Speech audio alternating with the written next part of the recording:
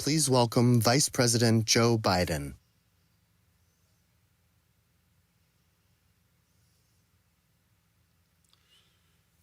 You know, I just had an opportunity to speak with the Floyd family and a group of them, most of them. They're a close, decent, honorable family, loving one another. And once again, we had the words, heard the words, and they heard them. I can't breathe. An act of brutality so elemental, it did more than deny one more black man in America his civil rights and his human rights. It denied him of his very humanity. It denied him of his life. Depriving George Floyd is, as it deprived Eric Garner, one of the things every human being must be able to do. Breathe. So simple, so basic, so brutal. You know, with the same thing happened with Aubrey. The same thing happened with Breonna Taylor. The same thing with George Floyd. You know, we've spoken their names aloud. We cried them out in pain and in horror. We chiseled them into a long, suffering hearts. They're the latest additions to the endless list of stolen potential wiped out unnecessarily. You know, it's a list that dates back more than 400 years. Black men, black women, black children. The original sin of this country still stains our nation today, and sometimes we manage to overlook it. We just push forward with 1,000 other tasks in our daily life, but it's always there. In weeks like this, we see it plainly that we're a country with an open wound, and none of us can turn away. None of us can be silent. None of us can any longer can we hear the words, I can't breathe, and do nothing. You know, we can't fail victims like, you know, what Martin Luther King called the appalling silence of good people. Every day, African Americans go about their lives with a constant anxiety and trauma, wondering, who'll be next? Imagine if every time your husband or son, wife or daughter left the house, you feared for their safety from bad actors and bad police.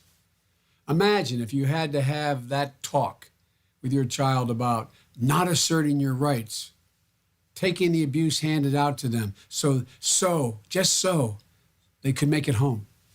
Imagine having police called on you just for sitting in Starbucks or renting an Airbnb or watching birds. You know, this is the norm black people in this country deal with. They don't have to imagine it. The anger and frustration and the exhaustion, it's undeniable. But that's not the promise of America. It's long past time that we made the promise of this nation real for all people. You know, this is no time for incendiary tweets. It's no time to encourage violence. This is a national crisis. We need real leadership right now. Leadership that will bring everyone to the table so we can take measures to root out systemic racism. It's time for us to take a hard look at the uncomfortable truths. It's time for us to face that deep, open wound we have in this nation. We need justice for George Floyd. We need real police reform that hold cops to a higher standard that so many of them actually meet, that holds bad cops accountable, that repairs relationship between law enforcement and the community they're sworn to protect. We need to stand up as a nation with the black community, with all minority communities, and come together as one America. That's the challenge we face. You know, it's going to require those of us who sit in some position of influence to finally deal with the abuse of power. The pain is too immense for one community to bear alone. I believe it's the duty of every American to grapple with it, and to grapple with it now. With our complacency, our silence, we are complicit in perpetuating these cycles of violence. Nothing about this will be easy or comfortable. But if we simply allow this wound to scab over once more, without treating the underlying injury, we'll never truly heal.